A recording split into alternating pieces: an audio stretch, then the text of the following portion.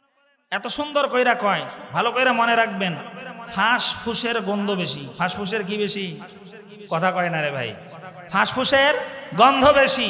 এই জন্য এই ফাঁসফুসের আলাপ বাদ দেন, এই গীবত শেকায়েতের আমল বাদ দেন।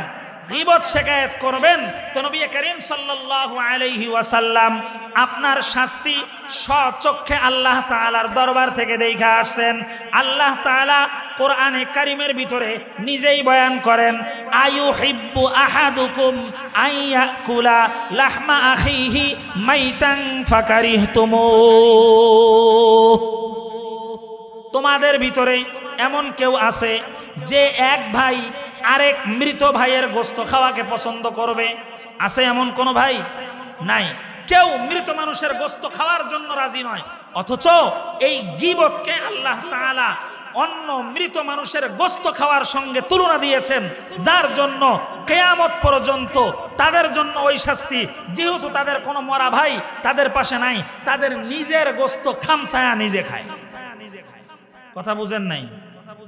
এই জন্য এই মেরাজের ঘটনার ভিতর থেকে এই শাস্তির মাধ্যমে আপনাকে আমাকেও চিন্তা করতে হবে, আজকে থেকে তওবা ইস্তেগফার করতে হবে।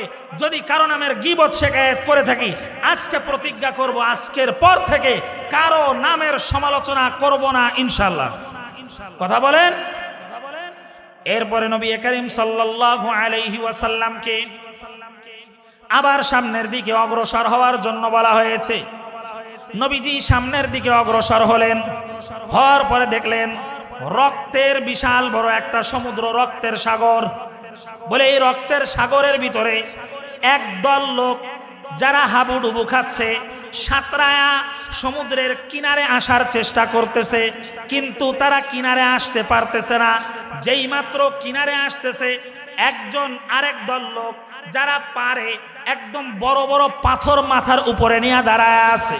যেই মাত্র বড় কষ্ট করে সাঁতরায়া একদম সমুদ্রের তীরে আসতেছে, উপরে উঠার চেষ্টা করতেছে, ওই উপরে দাঁড়ায় থাকনেওয়ালা, পাথর নিয়ে দাঁড়ায় থাকনেওয়ালা ওই দল লোক, ওই ফেরেশতার দলেরা সঙ্গে সঙ্গে তার মাথার উপরে এমন ভাবে পাথরের আঘাত করতেছে, যেই জায়গার থেকে সাঁতরায়া হাবুডুবু খাইতে খাইতে সমুদ্রের তীরে চলে আসছে, পাথরের আঘাতে আবার পূর্বের জায়গায় চলে যায়। আবার চেষ্টা করে কর্নারে চলে আসে, আবার ফেরেশতা পাথর মারে, আবার দূরে সরায়া দেয়। আল্লাহর নবী প্রশ্ন করেন, ভাই জিবরাইল, দুনিয়াতে পানির সাগর দেখলাম, পানির সমুদ্র দেখলাম, কিন্তু রক্তের সমুদ্র তো কোনো জায়গায় দেখি নাই। এই প্রথম এই সফরের ভিতরে রক্তের সমুদ্র দেখতে পাচ্ছি। আবার সেই রক্তের সমুদ্রের ভিতরে একদল লোক যারা বাঁচার জন্য বড় চেষ্টা করতেছে, কিন্তু তাদেরকে বাঁচতে দেওয়া হচ্ছে না, তাদেরকে আবার পূর্বের জায়গায় ফিরায়া দেওয়া হচ্ছে। বলে এর কারণ কি? এরা কোন ধরনের অপরাধী ব্যক্তি যার কারণে এদের সঙ্গে এই আচরণ করা হচ্ছে? হযরত জিবরাইল আলাইহিস সালাতু ওয়াস সালাম জবাব দেন, বলে এরা হলো দুনিয়ার ভিতরে ওই সকল ব্যক্তি যারা দুনিয়ার ভিতরে থাকা অবস্থায় ব্যবসার কাজ না করে, ব্যবসা বাণিজ্যের মাধ্যমে নিজের ধন সম্পদ না বাড়ায়া সুদের মাধ্যমে নিজের ধন সম্পদ বাড়াইছে। কিসের মাধ্যমে? কথাটা আরো আস্তে কইেন, কারণ এই তাহাজ্জুদের আমল তো আপনাদের ভিতরে নাই। এটা তাহাজ্জুদের আমল না, কথা কয় না, এই আমল নাই। প্রত্যেকটা ঘরে ঘরে ছড়ায় গেছে আজকে, প্রত্যেকটা বাড়িতে বাড়িতে ছড়ায় গেছে আজকে। মুহতারাম হাজিরিন, ভালো করে শুনে নেন, আল্লাহ পাক রব্বুল আলামিন সুদ খাওয়াকে অন্যের রক্ত খাওয়ার সঙ্গে তুলনা করেছেন। যেই ব্যক্তি সুদ খাওয়া ছাড়তে পারবে না, এই সুদের আমল নিয়ে কবরের ভিতরে যাবে, আল্লাহ তাআলাকে ভয় করার মতো ভয় না করে কবরের ভিতরে যাবে, আল্লাহ পাক রব্বুল আলামিন ওই রক্ত চোষনেওয়ালা ব্যক্তিদের জন্য কিয়ামত পর্যন্ত তাকে রক্ত খাওয়ার ব্যবস্থা করে দিবেন। ওই রক্তের সাগরের ভিতরে হাবুডুবুর মাধ্যমে আল্লাহ পাক রব্বুল আলামিন তার আখিরাতের পুরাটা জীবন পরিচালিত করবে। এই জন্য মুহতারাম হাজিরিন, আল্লাহ পাক রব্বুল আলামিন বড় মোহাব্বতের ডাক দেন আপনাদেরকে কালামে পাকের ভিতরে। আল্লাহ তাআলা কালামে পাকের ভিতরে ডাক দিয়া বলেন, ইয়া আইয়ুহাল্লাযীনা আমানু, হে আমার ঈমানদারগণ বান্দারা, লা তাকুলুর রিবা, লা তাকুলুর রিবা, লা তাকুলুর রিবা, তোমরা সুদ খাইও না। আদআফাম মুদাআফা, এটা আল্লাহ তাআলার কাছে অনেক ঘৃণিত জিনিস। কথা কোন ঠিক কিনা? আল্লাহ তাআলা কোরআনে কারীমের ভিতরে আরো বয়ান করেন, ফাআহাল্লাল্লাহুল বাইআ ওয়া হাররামার রিবা, ব্যবসা তোমার জন্য হালাল করে দিলাম, সুদকে চিরদিনের জন্য তোমার জন্য হারাম করে দিলাম। ব্যবসা কি বলেন? কথা কয় না। ব্যবসা কি? হালাল। আর হারাম কি? কিন্তু আজকে আমরা ব্যবসা করতে চাই না, নিজেকে সুদের ভিতরে লাগায়া শর্টকাট দ্রুত বড়লোক হওয়ার চেষ্টা করি। কথা কয় না। আর আমলের ব্যাপারে এক ধাপ পিছিয়ে, আমলের ব্যাপারে যত শর্টকাট আমল করা যায়, যত শর্টকাট আমল কইরা জান্নাতের ভিতরে যাওয়া যায়। ওই যে আপনাদের সামনে আয়াত তেলাওয়াত করেছি, ইন্নাল মুনাফিকিনা ইউখাদিউনা আল্লাহ ওয়া হুয়া খাদিউহুম, শর্টকাট আমল করার মাধ্যমে টুকটাক আমল করবে আর ঠিকঠাক গুনাহের কাজ করবে। কথা কোন ঠিক কিনা? এগুলির মাধ্যমে মনে করে যে আমি আল্লাহ পাক রব্বুল আলামিনকে ধোঁকা দিচ্ছি, নিজে ঠিকঠাক গুনাহের কাজ করতেছি আর টুকটাক আমল করতেছি। আল্লাহ বলেন ওয়া হুয়া খাদিউহুম, আল্লাহকে ধোঁকা দেয় না, সে নিজে ধোঁকার ভিতরে পড়ে। কথা কোন ঠিক কিনা? এই ওয়াজ শুধুমাত্র পুরুষের জন্য নয়, মা বোন যারা আছে তাদের জন্য। সুদের ভিতরে কিন্তু খালি পুরুষের নাম নাই, মাদেরও নাম আছে। কথা কয় না? মাদের নাম আছে না নাই? এই জন্য এই ওয়াজ শুধুমাত্র পুরুষদের জন্য নয়, প্রয়োজনে না খাইয়া মরবেন। আল্লাহ পাক রব্বুল আলামিন বলেন, বান্দা যদি দুনিয়াতে সকলের কাছে টাকা পাওয়ার পরেও, টাকা চাওয়ার পরেও কেউ তোমারে টাকা পয়সা দিল না, প্রয়োজনে না খাইয়া বান্দা শহীদের কাতার নিয়া, মৃত্যু নিয়ে আমার কাছে আসো, জান্নাতে আমি তোমার জন্য মেহমানদারির ব্যবস্থা কইরা দিলাম। জান্নাতে যাইতে দেরি, আল্লাহ তাআলা মেহমানদারির ব্যবস্থা করাইতে দেরি করবে না। এই জন্য মুহতারাম হাজিরিন, সকলের হাতে ধইরা পায়ে পইরা অনুরোধ কইরা যাব, বাজান কেউ সুদ খাইয়েন না, সুদের খাতায় কারো নাম লেখাইয়েন না। সুদ বুঝেন তো? কথা কয় না। সুদ বুঝেন তো? সুদ বুঝেন না? কে কে বুঝেন না দেখি হাত উঠান। সুদ বুঝেন না কেডা কেডা? যাক, একজন হাত উঠাইছে, ওনার জন্য হলেও বুঝানো দরকার। যেমন আপনি কাউরে 10 টাকা দিছেন, কি দিছেন? কথা বলেন না। 10 টাকা দিলেন, দেওয়ার পরে আপনার দাবি হচ্ছে সেখান থেকে 11 টাকা। কথা বোঝেন নাই? সেখান থেকে অতিরিক্ত দাবি করছেন, বলে আমি তোমারে 10 টাকা দিব ঠিকই, কিন্তু টাকা যখন আমারে পরিশোধ করবা 11 টাকা দিতে হবে। যদি এই 11 টাকা কবে দিবা? বলে অমুক মাসের অমুক তারিখের অমুক দিনে দিব। বলে অমুক দিন যদি দিতে না পারো, বলে অমুক দিন যদি দিতে না পারি তাহলে কি হবে আপনিই বলেন। এবার সুদখোর বলে অমুক দিন যদি দিতে না পারো তাহলে 11 টাকার জায়গায় 12 টাকা দিতে হবে। কথা বোঝেন নাই? এবার বুঝছেন সুদ কাকে কয়? এই জিনিসটার নাম হলো সুদ। এই জন্য সুদখোর যদি কোনো এলাকার ভিতরে থাকে, কোন রাস্তার ভিতরে থাকে, রহমতের ফেরেশতা ওই রাস্তা দিয়ে চলাফেরা করে না এক সুদখোরের গায়ের গন্ধের কারণে। কথা কোন ঠিক কিনা? এই জন্য মুহতারাম হাজিরিন, আমরা নিজেও সুদ খাবো না, অন্যকেও সুদ খাইতে দিব না, এমন প্রতিজ্ঞা কারা কারা করতে পারবো? 2 হাত উঁচু করে আল্লাহরে দেখাই। হাত নামান। আল্লাহ তাআলা তৌফিক দান করেন, সকলে বলি আমিন। এরপরে আসেন, নবী করিম সাল্লাল্লাহু আলাইহি ওয়াসাল্লামকে আবার সামনের দিকে অগ্রসর হওয়ার জন্য বলা হলো।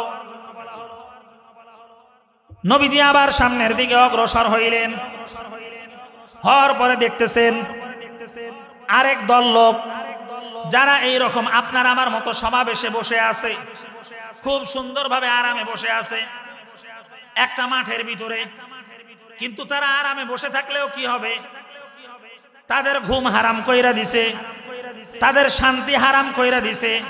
ওই আগের শাস্তির মতো তাদের পাশেও এক দল লোক দাঁড়ায় আছে, যেই দল লোকের কাজ যখন তারা আরামে বসে আছে তাদেরকে আরামে বসে থাকতে দিচ্ছে না, তাদের যারা দাঁড়ায় আছে তাদের মাথার উপরে বড় বড় একটা পাথর, এই পাথর দিয়া বসে থাকা ব্যক্তিদের মাথার উপরে বড় জোরে আঘাত করতেছে।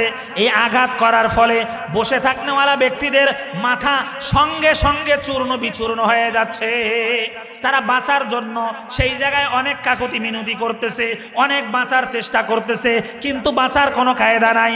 এক ফেরেশতা পাথর মাথার উপরে দিয়া যখন ওই পাথর ছিটকে দূরে চলে যায়, ওই পাথর আনার জন্য চলে যায়। পাথর আনতে আনতে যেই লোকের মাথা চূর্ণ বিচূর্ণ করে ফাটায়া দিল, আসার পরে দেখে তার মাথা সুন্দর আবার আগের মতো ফ্রেশ হয়ে গেছে। তার মাথা আবার ফ্রেশ হয়ে গেছে। আবার আসার পরে 1 মিনিটও দম দেয় না, চিল্লাইতেছে, ভাই আমারে বাঁচান, আমারে ছাইরা দেন, আমারে মাফ কইরা দেন। যেই অন্যায় দুনিয়ার থেকে করে আসছি, এই অন্যায় আর জিন্দিগিতে কোনোদিন করব না, এবারের জন্য মাফ কইরা দেন। এই একবার মাফ চাই, একবারের জন্য আর দুনিয়ার জমিনে পাঠান। এইবার দুনিয়ার জমিনে যাব, আর কোনো অন্যায় কইরা আসবো না। আল্লাহর ওয়াস্তে আপনার কাছে মাফ চাই।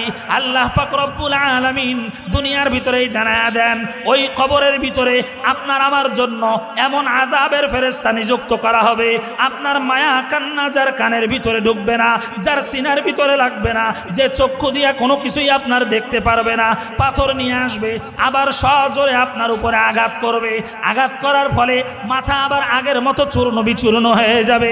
এরপরে ফেরেশতা আবার পাথর নিয়ে আসার জন্য যাবে। এইভাবে কিয়ামত পর্যন্ত আচরণ তার সঙ্গে চলতে থাকবে। নবী করিম সাল্লাল্লাহু আলাইহি ওয়াসাল্লাম জিবরাইল আমিনকে জিজ্ঞাসা করেন, ওরে ভাই জিবরাইল, এরা কোন সকল ব্যক্তি যাদের কোন অন্যায়ের কারণে আজকে তাদের সঙ্গে এমন নিষ্ঠুর আচরণ করা হচ্ছে? হযরতে জিবরাইল জবাব দেন, এরা হলো দুনিয়ার ভিতরে ওই সকল ব্যক্তি যারা দুনিয়ার ভিতরে বাইচা ছিল, আল্লাহর দেওয়া হায়াত খাইছে, আল্লাহর দেওয়া নিয়ামত ভক্ষণ করছে, আল্লাহ পাক রব্বুল আলামিনের দেওয়া নিয়ামত অনুযায়ী চলছে, আল্লাহ পাক রব্বুল আলামিনের হাত দিয়া নিজের দুনিয়ার জীবনকে কামাইছে, আল্লাহ তাআলার দেওয়া পা দিয়া দুনিয়ার এই মাথার থেকে ওই মাথা দৌড়াইছে, আল্লাহ পাক রব্বুল আলামিনের দেওয়া বডি দিয়া দুনিয়ার ভিতরে সফর করছে। কিন্তু আল্লাহ পাক রব্বুল আলামিন বলেছিলেন, বান্দা তোমার যা মনে চায় হালাল কাজ তুমি সব করো, গুনাহের কাজের ভিতরে যাইও না। পাশাপাশি 5 ওয়াক্ত নামাজের দায়িত্ব তোমারে দিলাম, এই 5 ওয়াক্ত নামাজ ঠিক টাইম মতো পড়িও। এরা দুনিয়ার ভিতরে ওই সকল ব্যক্তি যারা নামাজের সময় আসলে টাইম মতো কোনোদিন নামাজ পড়তো না, নামাজ পড়তে গেলেও তারা অলসতার ভিতরে থাকতো। বলে এই নামাজের ভিতরে অলসতার কারণে কিয়ামত পর্যন্ত তাদের সঙ্গে এই শাস্তির ব্যবস্থা করা হয়েছে। আল্লাহ পাক রব্বুল আলামিন কোরআনে কারিমের সূরা নিসার 142 নম্বর আয়াতের ভিতরে বলেন, ওয়াইদা কামু ইলাস সালাহ কামু কুসালা ইউরাউনান নাস ওয়ালা ইয়াযকুরুনাল্লাহা ইল্লা কলিলা। আল্লাহ পাক রব্বুল আলামিন বলেন, বলে এই সকল লোক কোন জায়গায় পাওয়া যাবে? যারা নামাজের ভিতরে অলসতা করে। বলে এই সকল লোক যারা নামাজ পড়ে না তারা তো পড়েই না, যারা নামাজ পড়ে না তারা পড়েই না। আর যারা অলসতা করে বলে তাদেরকে কোথায় পাওয়া যাবে? ওয়াইদা কামু ইলাস সালাহ, বলে তাদেরকে মসজিদের নামাজের কাতারের ভিতরে গিয়া খোঁজেন, ওই জায়গার ভিতরে তাদের সন্ধান পাওয়া যাবে। কথা কয় না, বুঝেন নাই? বুঝায়া দিমু, চিন্তার কোনো কারণ নাই। বলে এরপরে জানাজার নামাজের কাতার ভিতরে দেখেন, বলে ওই জায়গার ভিতরে ওই সকল লোক পাওয়া যাবে। ঈদগাহের ভিতরে দেখেন, সেই জায়গার ভিতরে ওই সকল লোক পাওয়া যাবে। কথা কয় না? বলে তারা কি? তারা যখন নামাজের ভিতরে দাঁড়াইতো, ইমাম সাহেব যদি একটু কেরাত লম্বা কইরা ফেলছে, নামাজ পড়ে বের হয়ে নামাজের ভিতরে কি নিয়াত করছে এই নিয়ত তার মনে নাই, কোন দোয়া পড়ছে সেই দোয়ারও কোনো খবর নাই, কোন সূরা ইমাম সাহেব পড়ছে পেটের ভিতরে বোমবাস্টিং করলেও বলার ক্ষমতা নাই। ইমাম সাহেব নামাজে কেরাত লম্বা করলো কেন? নামাজ পড়ে বের হয় ইমাম সাহেবের আগে প্রশ্ন। কথা কয় না? ইমাম সাহেব যদি জুমার বয়ানের ভিতরে একটু জুমার বয়ান লম্বা কইরা ফেলছে, কারণ আপনার আমার টাইম তো আছে মাপ মতো, কোরআনের টাইম কিন্তু বাবা মাপ মতো নাই। অনেক সময় কোরআনের কথা বলতে গেলে একটা আয়াতের তরজমা অথবা ব্যাখ্যা বিশ্লেষণ শেষ করতে গেলে 1:20 নির্ধারিত টাইম শেষ করা সম্ভব না। 22ও বাজতে পারে, 25ও বাজতে পারে। তবে অতিরিক্ত টাইম ব্যয় করাটা ঠিক না। 2-4 মিনিট টাইম হাতে নিয়ে আগানো দরকার। কিন্তু অনেক জায়গায় দেখবেন এই 2-4 মিনিট টাইমও দিতে চায় না। পারলে খতিবকে মেম্বারের ভিতরে আটকা দেয়, ইমাম সাহেব 1:20 বাইজা গেছে, কথা কয় না। যদি মুখ দিয়া না বলে চোখ দিয়া ইশারা করে। বলে কেমনি ইশারা করে? বারবার ঘড়ির দিকে তাকায়, বারবার ঘড়ির দিকে তাকায়, চেহারা কেবলার দিক থেকে ঘুইরা যায়, কথা কয় না রে ভাই, চেহারা কেবলার দিক থেকে ঘুইরা যায়। বাস ঘড়ি কোন দিকে? উত্তর দিকে থাকলে উত্তর দিকে, দক্ষিণ দিকে থাকলে দক্ষিণ দিকে। মানে বারবার খতিব সাহেবকে বুঝায় যে হুজুর আমি বারবার ঘড়ির দিকে তাকাই, আপনি একবার তাকান না কেন? কথা কয় না। এই সকল লোক পাওয়া যাবে কোথায়? যারা নামাজে গেলে সেই জায়গায় নামাজে গেছে, জুয়ান বয়সে নামাজ পড়ার সুযোগ পায় নাই। সরকারের ডিউটির টাইম যেই সময় ছিল, সরকারি চাকরি করছে, আনন্দ আয়েশ করছে, টাকা কামাইছে, রঙ্গে ঢঙ্গে ফুটাইছে, বুঝেন নাই? রঙ্গে ঢঙ্গে ফুটাইছে। এখন শরীরের মর্দামি জুয়ামি যখন শেষ হয়ে গেছে, জুয়ানি যখন শেষ হয়ে গেছে, এখন শরীর আর চলে না। এখন মসজিদে গিয়া পইরা থাকা ছাড়া ঘরের বউও তারে আর দাম দেয় না। এই জন্য মসজিদে গিয়া সেখানে পণ্ডিতি করা শুরু করে। চাচা মসজিদে গেলেই চান্দি গরম কেন? বলে ঘরত চাচির সাথে বনে না। কারণ কি? কারণ চাচিরে যেই সময় দেওয়ার কথা ছিল সেই সময় চাচিকে সময় না দিয়া রঙ্গে ঢঙ্গে বাজারে কলেজের মেয়েকে গার্লফ্রেন্ডকে সময় দিয়া শেষ কইরা দিছে। যার কারণে এখন আর বউরে সময় দেওয়ার রুচি নাই। বউকে সময় দিতে গেলে বউয়ের সময় নেওয়ারও বর্তমান টাইম নাই। এই জন্য বউয়ের কাছে যায়া থাকার জায়গা নাই, মসজিদে গিয়া সেই গরম হুজুরের উপরে ঝাড়ে, কথা কয় না? মসজিদে গিয়ে সেই গরম কার উপরে ঝাড়ে? হুজুরের উপরে ঝাড়ে। তো মুহতারাম হাজিরিন, এগুলি আসলে ঠিক না। এগুলি যদি অভ্যাস থাকে এগুলিকে পরিহার করা চাই, কথা কন ঠিক কিনা? মসজিদে যাব অন্যের ভুল ধরার জন্য নয়, মসজিদে যাব নিজের ভুল সংশোধন করার জন্য, কথা কয় না? অন্যের ভুলটা চোখ দিয়া না দেখি। মনে রাখবেন, এক আঙ্গুল দিয়া যখন অন্যকে দেখান, 3টা আঙ্গুল আপনার দিকে তাক করে আপনাকে দেখায় দেয়, বান্দা তুই তোর নিজেকে আগে দেখ, তারপরে অন্যের দিকে তাক। কথা কয় না, কথা কয় না, কথা কয় না। আজকে দেখবেন নিজের দিকে তাকানোর কোনো খবর নাই, নিজের বাড়িতে ইসলাম নাই, নিজের বেটি পর্দা করে না, নিজের মুখের ভিতরে দাড়ি নাই, নিজের গায়ের ভিতরে টুপি পাঞ্জাবি সহি শুদ্ধ মাদা নাই, কথা কয় না। এইরকম লোক আছে না নাই? আবার সেই লোক সারাদিন কাজ করতেছে ইসলামকে কোরআনকে সংসদে পাঠানোর জন্য, কথা কন ঠিক কিনা? কথা কয় না রে ভাই, কথা কয় না। মুহতারাম হাজিরিন, ভালো করে মনে রাখবেন, আল্লাহ তাআলা প্রথম কথাই আপনাকে বলেছেন, ইয়া আইয়ুহাল্লাযীনা আমানু কু আনফুসাকুম ওয়া আহলিকুম নারা। নিজে আগে জাহান্নামের আগুন থেকে বাঁচো, তোমার পরিবার পরিজনকে বাঁচানোর চেষ্টা করো, কথা কয় না রে ভাই। কিন্তু দেখবেন অনেক ইসলামের ধারক বাহককে আমরা দেখতে পাই, যাদেরকে আমরা চিনি, যারা আমিরের দায়িত্ব পালন করতেছেন, যারা অনেক জায়গায় এবছর ইসলামের নাম দিয়েও নির্বাচন করবেন, কথা কয় না। তার চেহারার দিকে তার কোরআনে কারিমের তেলাওয়াত সই না দেখিয়েন, তার নিজের ভিতরেই ইসলাম নাই। আপনাদের কাছে যদি প্রমাণ না থাকে, এই রকম অহরহ প্রমাণ আমার কাছে আছে। নিজের মেয়ে বেপরদায় ঘোরে, নিজের বউ সারাদিন বেপরদায় মানুষকে চেহারা দেখায়া ঘোরে, আর নিজে তার মুখের ভিতরে রেখা দিছে, দাড়ি রাখছে, তাও আবার সুন্নত তরিকায় না, ব্রাশ মার্কা। কি মার্কা? কথা কয় না রে ভাই। ব্রাশ মার্কা। যখন হুজুরের সামনে যায় ওই ওট্টুক দাড়ি ধরে এরকম করে টান দেয়, এই দিকেও দাড়ি নাই, এই দিক দিয়েও চেঁচা, এই দিক দিয়েও চেঁচা। এই মাছ পথে নিয়ে এসে অল্প একটু রাইখা দিছে, যখন কোন হুজুরের সামনে যায় ওইটারে বারবার টান দিয়া হুজুরকে দেখায়, হুজুর আপনি দেখেন না আমার মুখেও দাঁড়িয়ে আছে, কথা কয় না। আবার যখন হুজুর ছাড়া অন্য কোন মজলিসের ভিতরে যায় তখন এইভাবে হাত দিয়ে বসে থাকে। বোঝেন না মিয়া কারবারটা? আপনাদের মুখের ভিতরেও যেমন দাড়ি নাই, আমার দিকে তাকায় দেখেন আমার দিলের ভিতরেও দাড়ি নাই, আমার চেহারার ভিতরেও দাড়ি নাই, আমিও আপনাদের মতো লোক। এই জন্য ভাই, দুনিয়াতে অনেক ভাই এমন আছে, সেই সকল ভাইদেরকে বলবো সংসদকে ইসলামে আপনার ইসলামকে সংসদে পাঠাবেন, কোরআনকে সংসদে পাঠাবেন।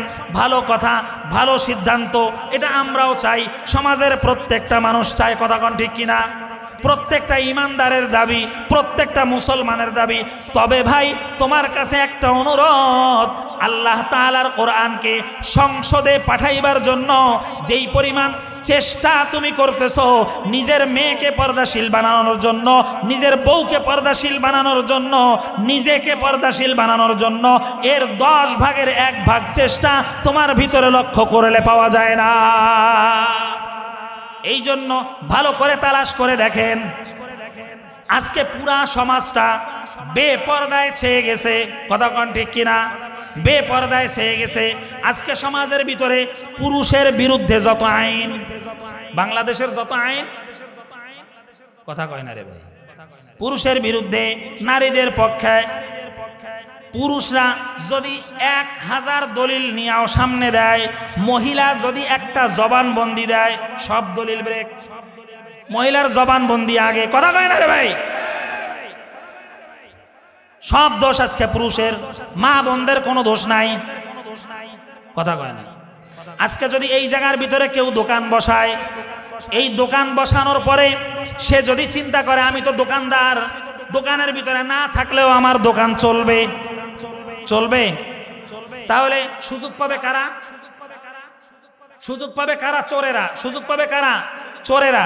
বাস দোকানদার দোকান ছাইরা দিয়া, পাহারাও কেউ নাই, নিজ বাসার ভিতরে গিয়া নাকে তেল দিয়া ঘুমাচ্ছে, দোকান খোলা আছে থাক, আল্লাহ তাআলা হেফাজত করবে, কোনো অসুবিধা নাই। বুঝেন নাই? এও আবার আল্লাহ তাআলার উপরে হেফাজত করে, আল্লাহ তাআলার উপরে বিচার দেয়।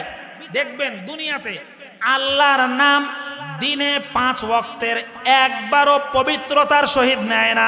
যদি কেউ কোনো অন্যায় করে তাহলে আল্লাহর নামের অভিশাপ দিয়া কিয়ামত পর্যন্ত ঠেকায়া দেয়, নাই কিয়ামত পর্যন্ত ঠেকায়া দেয় যে ভাই আজকে তোর সাথে পারলাম না, এই দিন দিন নয়, দিন আরেকটা আছে, এই দিন নিয়ে যাবে সেই দিনের কাছে, বলে আজকে তো তুলতে পারলাম না, আল্লাহর দরবারে বিচার দিলাম, এটার বিচার আল্লাহ তাআলা করবে।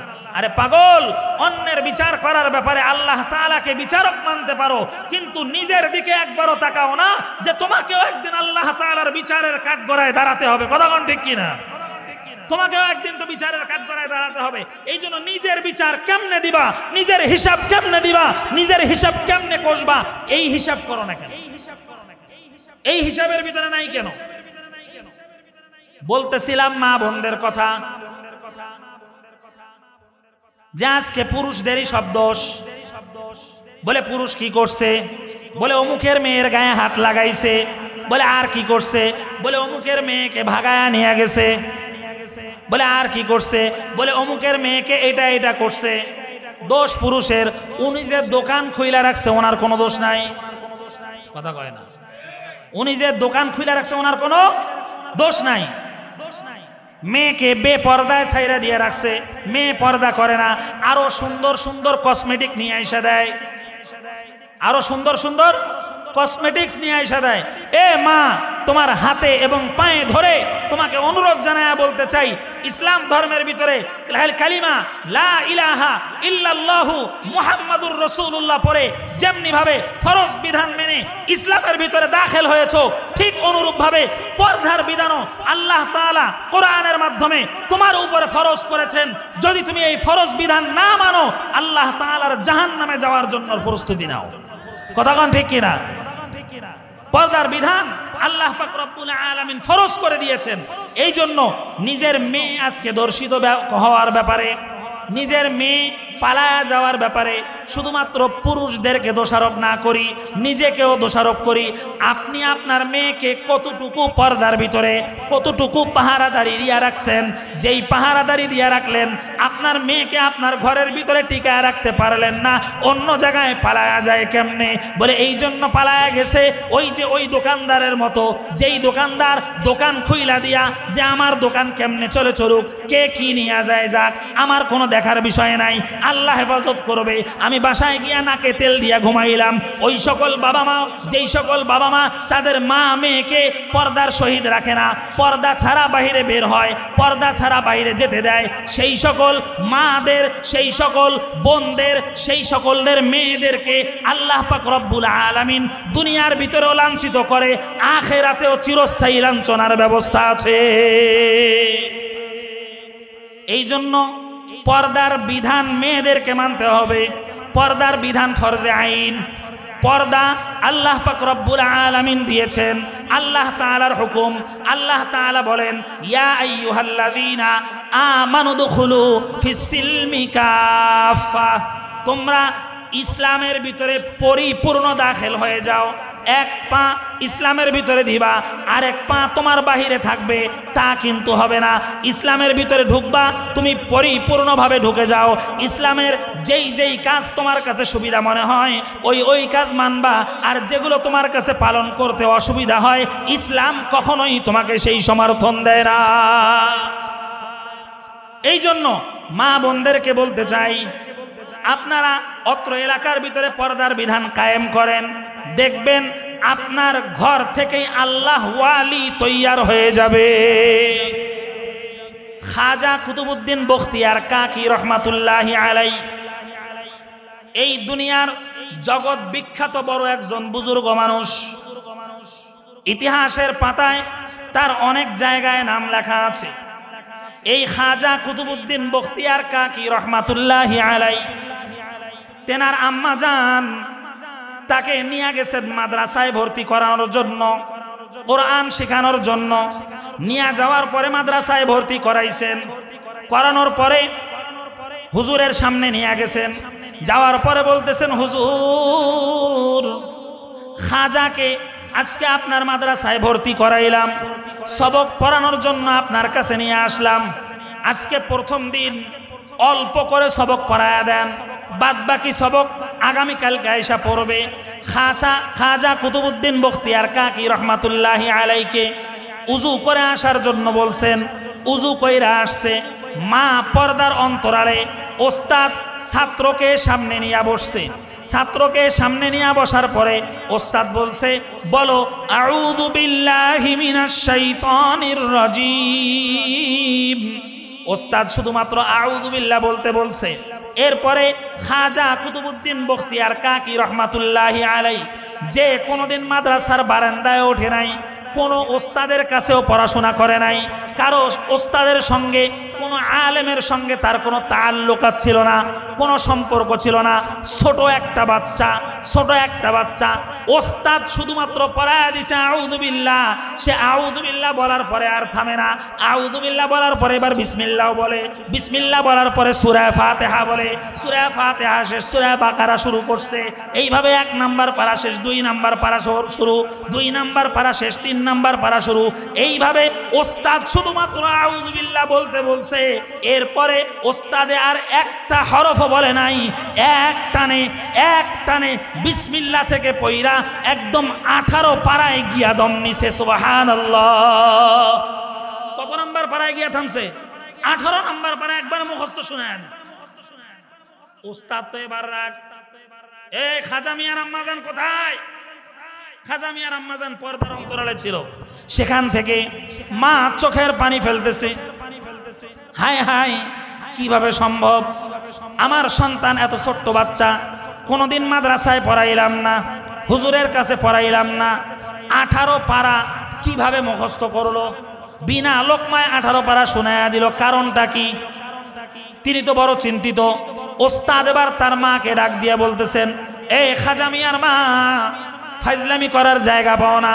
ছেলেরে অন্য জায়গায় পড়ায় আমার কাছে নিয়ে আসছো নতুন সবক নেওয়ার জন্য। তোমার ছেলের তো 18 পারায় মুখস্থ আছে। কত পারা মুখস্থ? 18 পারা মুখস্থ।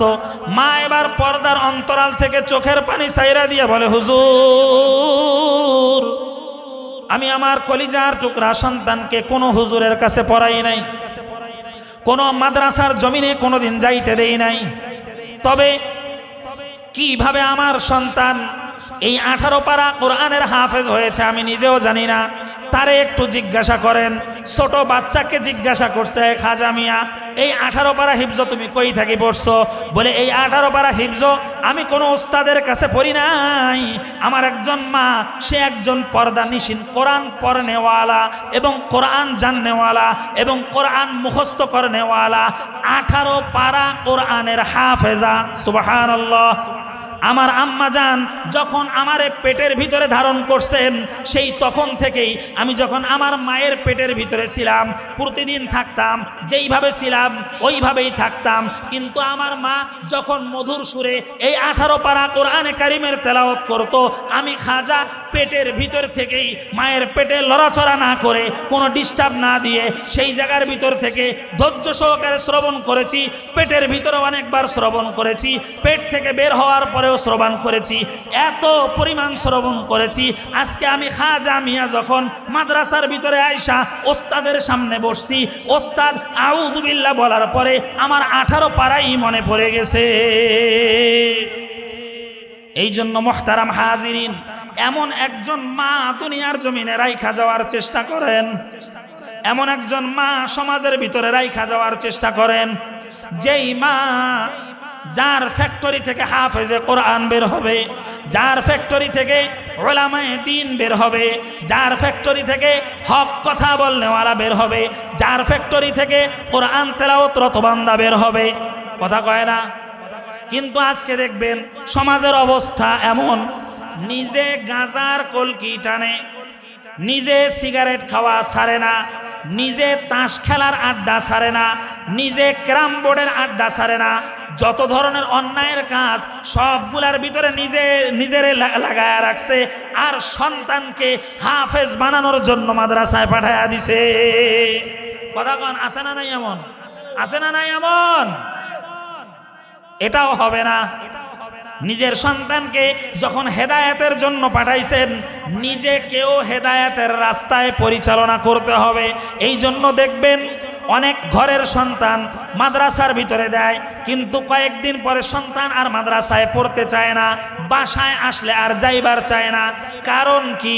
ঘরের ভিতরে মায়ের পর্দা নাই, বাবার দিন ইসলামের ব্যাপারে বড় গাফলতি আছে, যেই প্রভাবটা সন্তানের উপরে গিয়া পড়ে, যার কারণে কয়েকদিন পরে সন্তান আর মাদ্রাসার জমিনে থাকতে চায় না।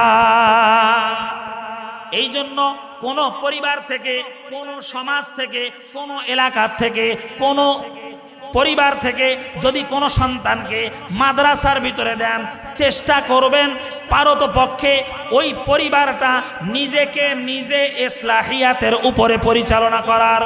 পারবেন তো ইনশাআল্লাহ? পারবেন তো ইনশাআল্লাহ? তো মুহতারাম হাজিরিন, এতগুলা কথা আসছে কোথার থেকে?